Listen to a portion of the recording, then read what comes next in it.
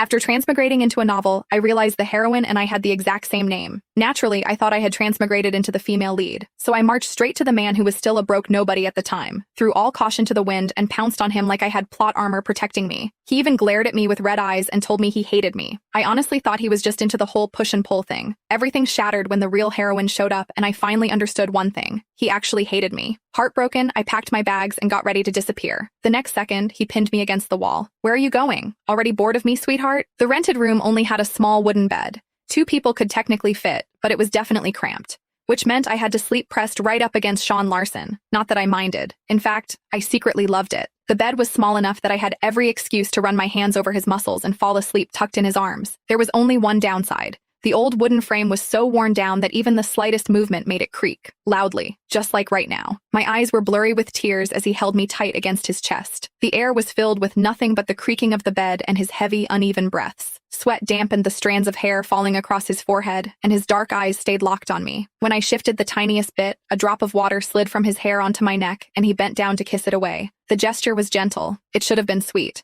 but I was too exhausted to appreciate it. All I wanted to do was yell. Wasn't the male lead supposed to be gentle? Why was Sean acting like he was trying to win a match instead of romance? I had been stuck inside one of those vintage-era stories where the heroine is adored by everyone. The good news, I shared the exact same name as the heroine. Naturally, according to transmigration logic, I assumed I had become the female lead. In the book, the hero starts off dirt poor, then builds a business empire from scratch and falls for the heroine at first sight. When I arrived in this world, the two hadn't met yet. Sean was still a struggling young man, but I didn't feel like waiting. If it was supposed to be love at first sight, why not get ahead of the script? I went straight to his shabby rental and glued myself to him like a persistent barnacle. I ordered him around with all the confidence of someone who believed they had main character immunity. I even shoved him onto his bed, and when his eyes turned red and he said he hated me, I thought it was kink. Somehow, even with all that nonsense, we'd ended up living together for 2 years. My mind drifted, and suddenly a sharp sting hit my lips.